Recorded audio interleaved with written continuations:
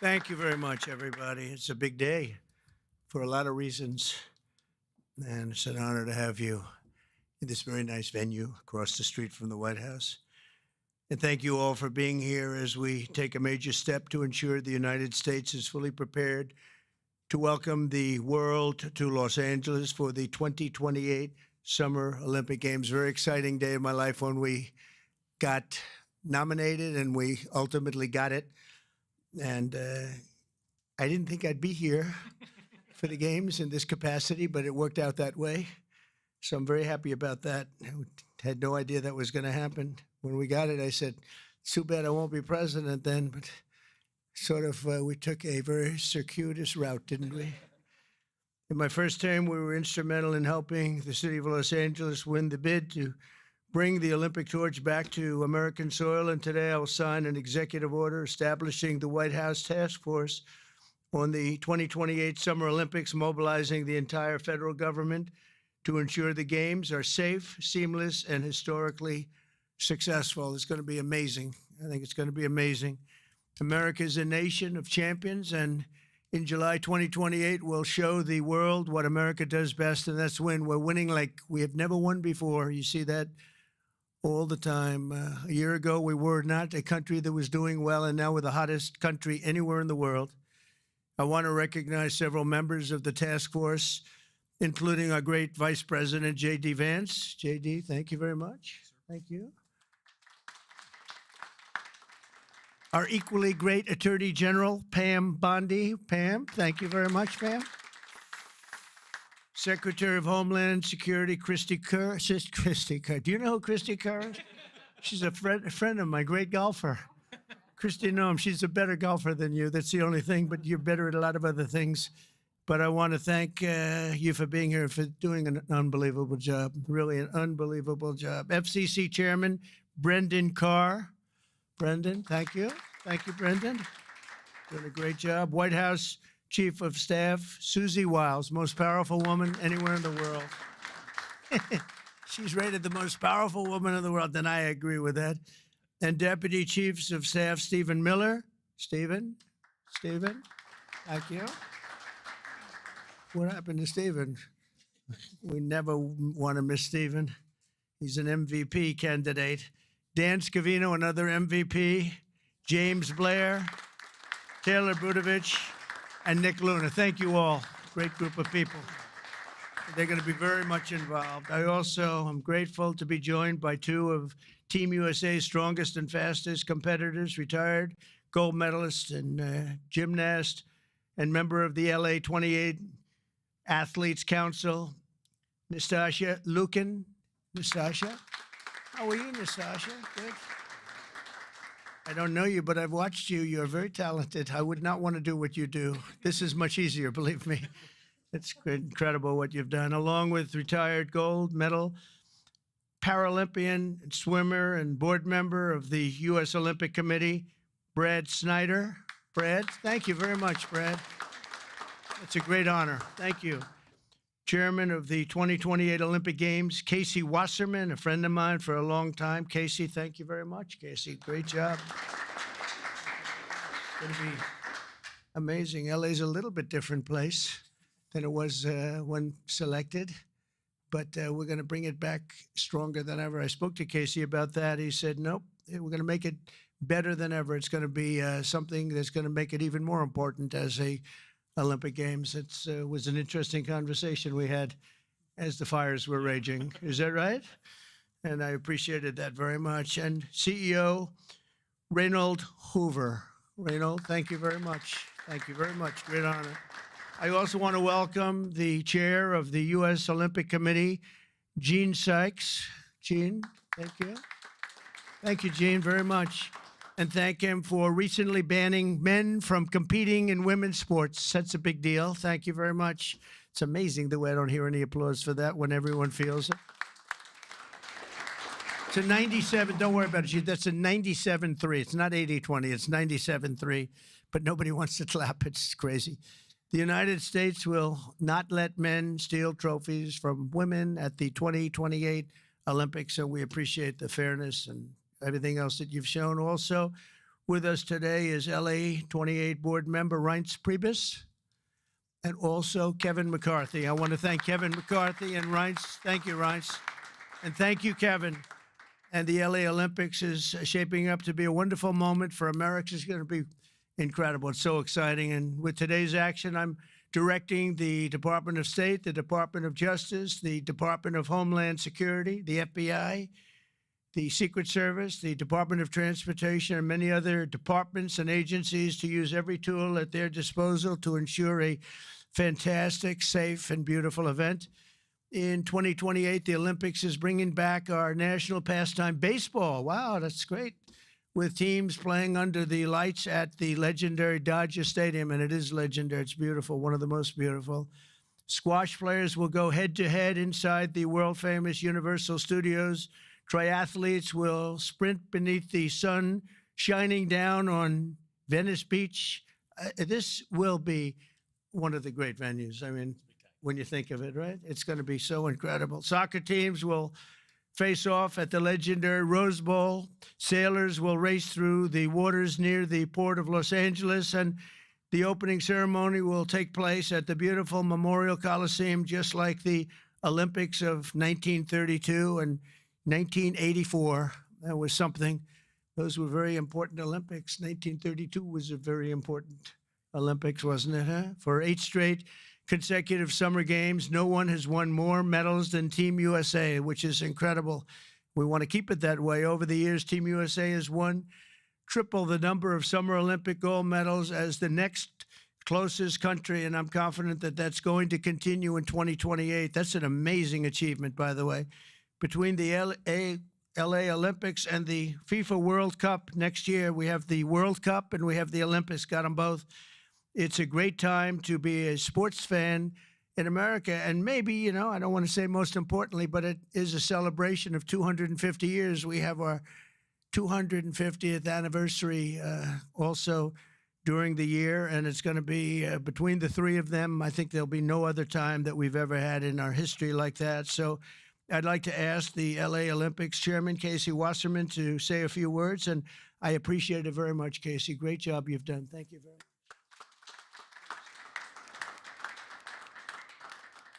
Thank you, Mr. President. Your support and the entire administration's support through this whole process has been truly extraordinary.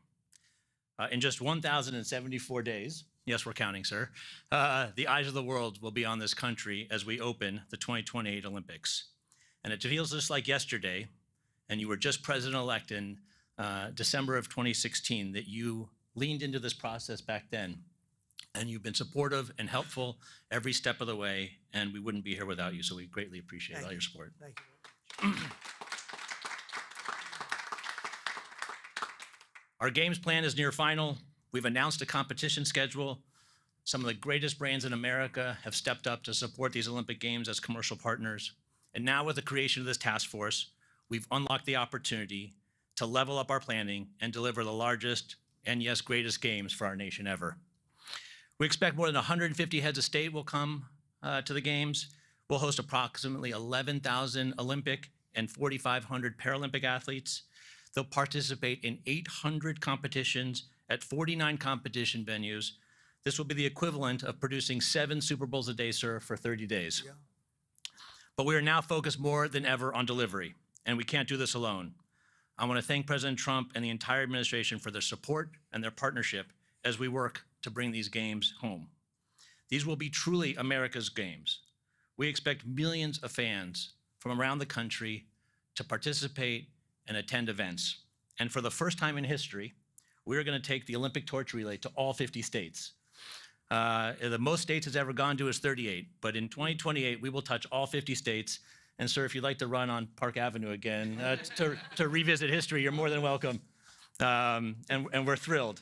But this administration has delivered critical security funding in the recent bill that will be used by local and state agencies and the federal government to make sure that our games are safe and secure and ultimately the best place to experience and be an Olympic fan. We remain incredibly confident in our ability to deliver the greatest games ever, and that starts with the support of this administration every step of the way. Thank you, sir. Thank you.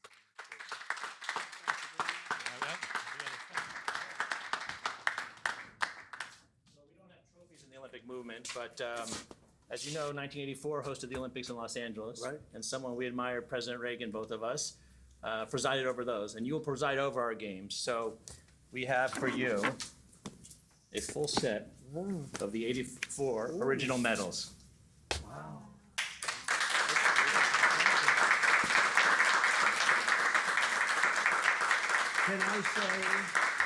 Can I say that I won them athletically? Yes, sir.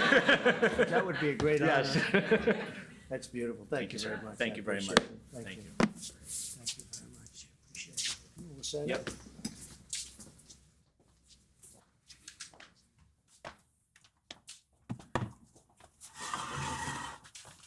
Okay, come on around, everybody. This is a big one here. Yep. Okay.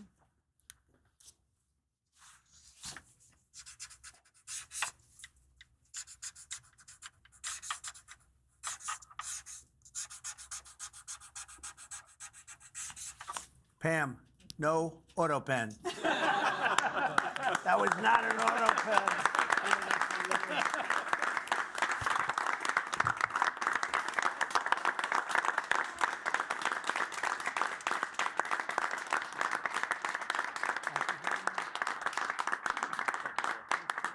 Thank you very much. Fantastic. Thank you very much, everybody.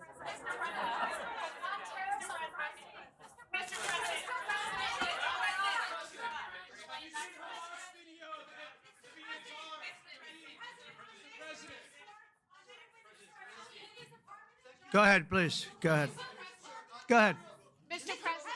Well, the Department of Justice. Thank you, pressed Mr. President. charges Thank you. against any Excuse me. men That are posing Excuse- as women. Excuse sorry. me. No, he called on me, but thank Go you. ahead, please. Thank you, Mr. President.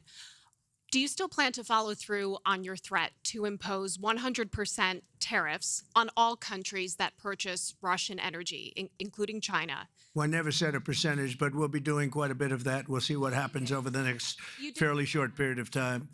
But we'll see what happens. Yep. You know, they have a meeting tomorrow. We have a meeting with Russia tomorrow. We're going to see what happens. We'll make that determination at that time.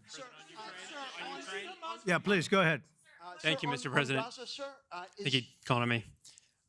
Thank you, Mr. President. On Ukraine, President Zelensky just signed a law allowing for citizens age 60 and above to serve in the military. We've seen dozens of videos of young men being hauled into vans and dragged to the front lines against their will. And we've even seen videos of a young man with Down syndrome serving on the front line. You, when you campaigned, you said you wanted to see the people stop dying. A lot of people admired that statement. Now the people dying are elderly, mentally handicapped, and conscripts. So even if a ceasefire doesn't work out, why should Americans continue to fund a foreign military that's scraping the bottom of the barrel of its population like this? Well, you have to understand very importantly, this is Biden's war. This is not my war. I'm here to get us out of it. It's a mess, and I'm here to get us out. I haven't heard that when you say about 60-year-old men and, et cetera. But this is Biden's war, and we're working very hard to get us out. I stopped 5 wars in the last 5 months, actually, and I'd like this to be the 6th, frankly, and that doesn't even include Iran with, obliterating their nuclear haul, because they would have had nuclear weapons within 2 months. But stopped a lot of wars.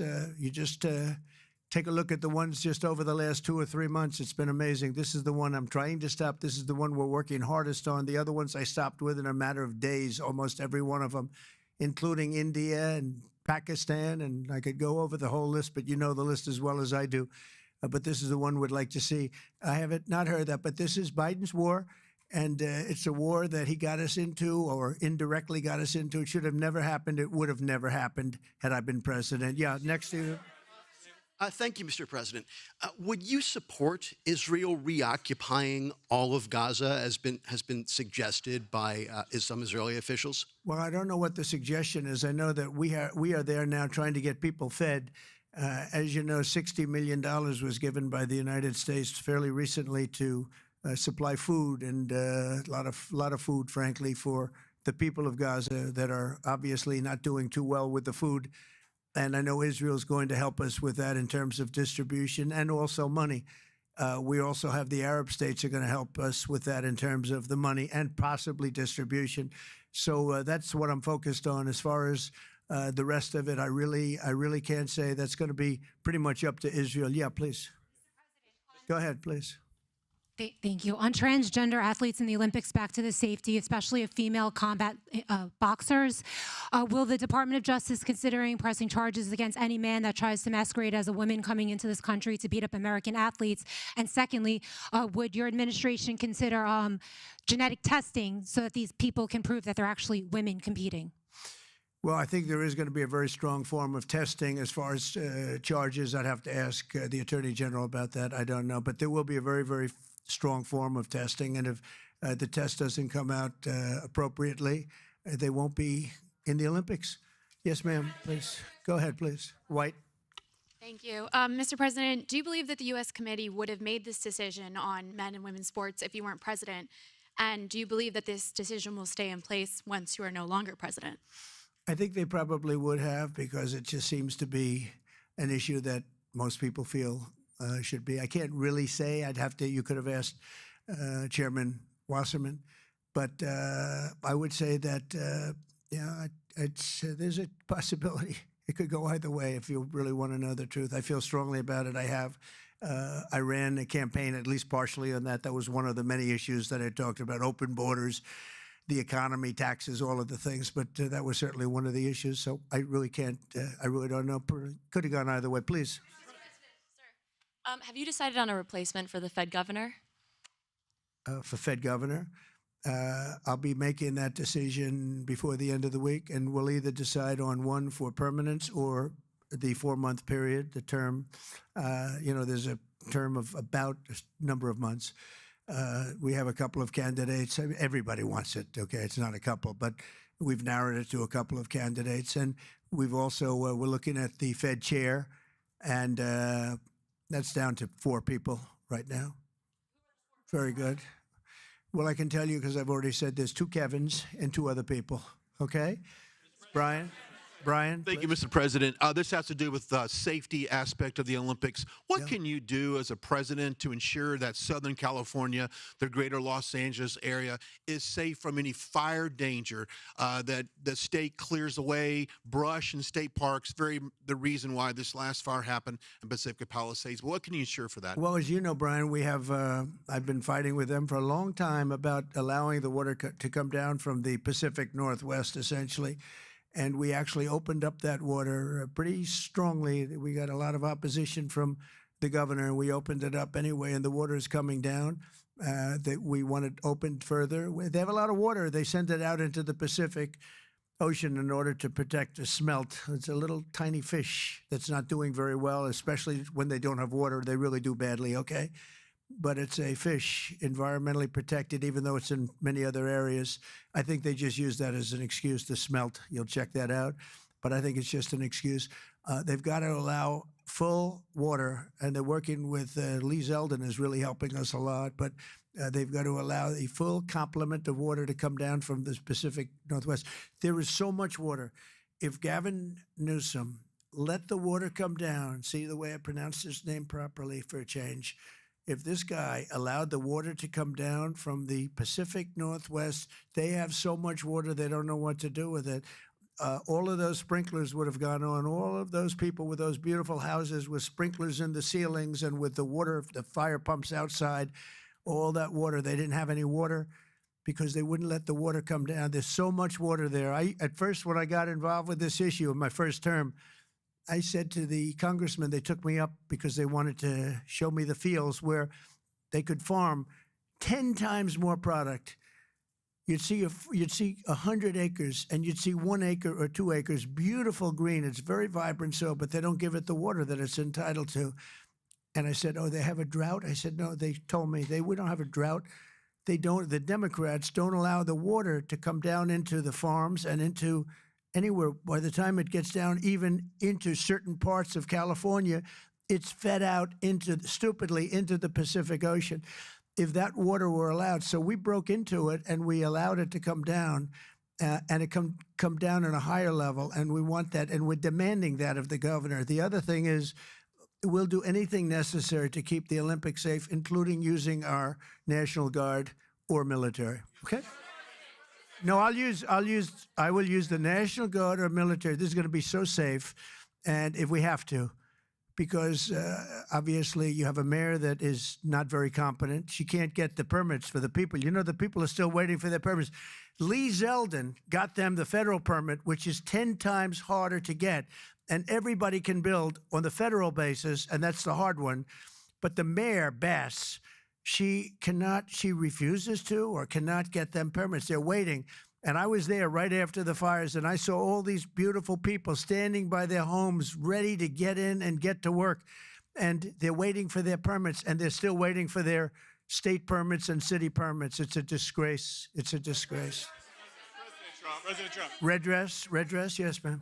Thank you, Mr. President. Thank you. India says that the U.S. imports Russian uranium, chemicals, fertilizers, while criticizing their energy imports. Your response to that, sir? I don't know anything about it. I'd have to check, but we'll get back to you on that. Yeah, please. Mr. President, Yeah, go ahead. have you seen the Hamas released video of Israeli hostage Avitar David starving and being forced to dig his own grave in a Hamas tunnel? I have, yeah. I what's the have. reaction? I think it's horrible. I think it's horrible. And I hope a lot of people do get to see it as bad as it is, because I think it's a horrible thing. Yeah, behind you, please. Mr. President, thank Yes. you. Can you speak to just how this drop-off in foreign-born workers is going to benefit Americans, and will it force American companies to pay fairer wages to American workers? Well, we want to take care of our American workers, and first and foremost, and that's what we're doing. We also want to help our farmers, because our farmers are producing like never before. We have to help them. And we're working out some very complicated strategies and language. But the main thing that I think I was elected to do is to get the illegals out of our country, who are especially in particular criminals. 11,888 murderers were allowed into our country with Biden's open border policy, with our border czar, who never spoke to the Border Patrol, never went to the border one time. That's Kamala. And think of it. We have murderers. We have people coming in from all countries all over the world, from prisons in the Congo and Africa, from prisons all over South America, all over rough parts of Europe, all over Asia. They're pouring into our country. Not anymore. So we just announced we had our third consecutive month where we were rated 0 people. And these are, frankly, very liberal people that make up these charts. So I don't know what's wrong with them. They seem to not be doing their job for the Democrats. But I'm honored by the fact that they say it. We're very tough on the border, and people can come into our country, but they have to come in legally. So I think that we've done an amazing job, actually.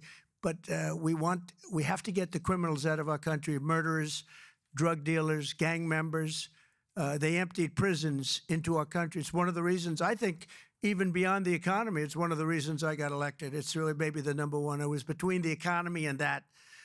But, as I said before, our nation is doing really well, but we have to get these really bad people. They should have never been allowed in our country. Open border policy is for fools. We're the only country in the world with an open borders policy, but we don't have that anymore. We had 0 now for 3 months in a row. Peter? Thank you very much, President Trump. Nice to see you got off the roof all right. Yeah. You said this morning that you probably won't be running for a third term. This weekend, Secretary of State Rubio said that he thought J.D. Vance would be a great nominee. You could clear the entire Republican field right now. Do you agree that the heir apparent to MAGA is J.D. Vance? Well, I think most likely, in all fairness, he's the vice president. I think Marco is also somebody that maybe would get together with J.D. in some form. I also think we have incredible people, some of the people on the stage right here. So it's too early, obviously, to talk about it, but certainly he's doing a great job, and he would be probably favored at this point. And on Texas, if Texas redrawing their congressional map would get you 5 safe red seats, means that California, New York, Illinois, and Maryland are all going to redraw their maps to add safe. Well, they'll do it anyway. Is it worth it? Yeah, they'll do it anyway. Why? If we stop over there, they would have done it anyway. Look, a lot of these states, I watched this morning as Democrats are complaining, and they're complaining from states where they've done it, like in Illinois, like in Massachusetts. I watched this lunatic, Pocahontas. She's a total lunatic. I don't know what she's on. She's all jumping up and down like I've never seen anything like it, talking about supporting the communist mayor. And he's not a socialist. He's a communist, okay? This is not a socialist mayor. This is a communist. If you look at any of his policies and go back 6 months, you don't even have to go back further than that. So they want to put a communist in New York. Now, the good news is we have a lot of power over that because we're the ones with the money. We send the money. We don't send the money. It's up to the White House, a lot of power in the White House. But when I watched her jumping up and down, talking about that and supporting the communists, but if you look at what's going on with the redistricting or whatever you want to call it, the Democrats have done it long before we started. They've done it all over the place. They did it in New York. They did it in a lot of different states. But in Massachusetts, so somebody used this as an example today. I was interviewed this morning, and they said, it's pretty unfair. Trump got 40%. I'm not proud of that, but I think I probably got more, but that's okay. I got 40% in Massachusetts, and yet they have 100% of the vote in terms of Congress. So there's no Republican, there's no anything. So we should have 40%. You know why? They redistricted, and they've done it all over the place. And they've done it in California, by the way. Before this, they've done it in California. So we'll see what happens. We have a wonderful governor in Texas. He feels strongly about it. It's going to be up to him. I think there's tremendous support for it. And, we've watched the Democrats destroy our country in 4 years. They've destroyed, between their open borders that we talked about, transgender for everybody, all of the horrible things that they've done, high taxes, horrible medical provision for people. We've watched them destroy our country for 4 years, and people don't want that. And people in Texas, as you saw, I got the highest vote in the history of Texas. I love Texas. Texas likes me, obviously. But I got the highest vote, and that was checked out on the show. Did you see that, where they checked it out? They said he actually did get the highest vote in the history of Texas, which disappointed them. They were very disappointed to hear that. But Texas is a place that's done very well with a free enterprise kind of an attitude, with the exact opposite of what's happening in New York with a communist mayor. And they know what they're doing, and they're doing the right thing. Yeah. Two questions for you. Mr. President, thank you. Texas Senator John Cornyn is asking for your help to force Democrats back to the state and hold them accountable. Do you want the federal government and the FBI to help locate and arrest these Texas Democrats who have left the state? Well, I think they've abandoned the state. Nobody's seen anything like it, even though they've done it twice before. And in a certain way, it almost looks like they've abandoned the state. It looks very bad. Yeah, go ahead, please. Should the FBI get involved? Should the FBI get involved? Well, they may have to. They may have to. No, I know they want him back. Not only the Attorney General, the governor wants him back. If you look, I mean, the governor of Texas is demanding they come back. So a lot of people are demanding they come back. You can't just sit it out. You have to go back. You have to fight it out. That's what elections are all about. Yeah, please. Thank you so much, President Trump. Two questions for you. One, were you aware of and did you personally approve the prison transfer for Ghislaine Maxwell that your Justice Department? I didn't know about it at all. No, I read about it just like you did. And do you believe that she is? It's not a very uncommon thing. Do you believe that she's credible to be listening to? Your Deputy Attorney General sat down with her recently. Well, let me tell you, he's a very talented man. His name is Todd Blanche. He's a very legitimate person, very high, just a very highly thought of person, respected by everybody. And I didn't talk to him about it, but I will tell you that whatever he asked would be totally appropriate, and it's not an uncommon thing to do that.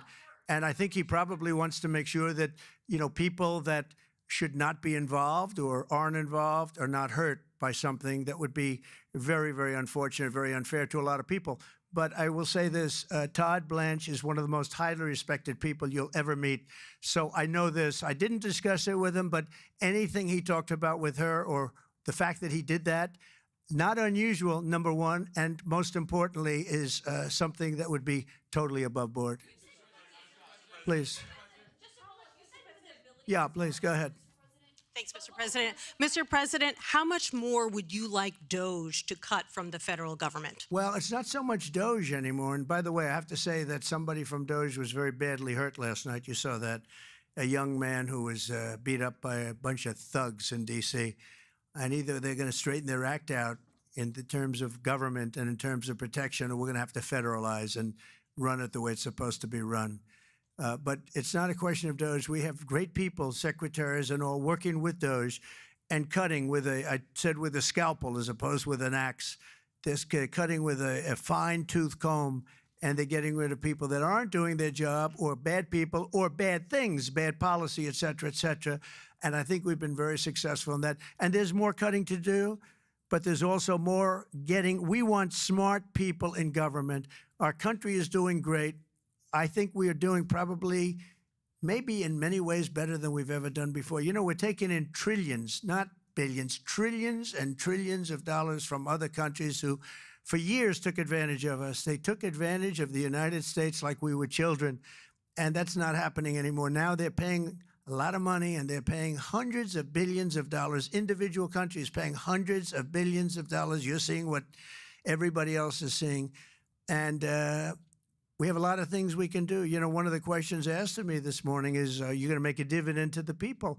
And the purpose of what I'm doing is primarily to pay down debt, which will happen in very large quantity. But I think there's also a possibility that we're taking in so much money that we may very well make a dividend to the people of America. Thank you all very much. Thank you. Thank you very much. Thank you.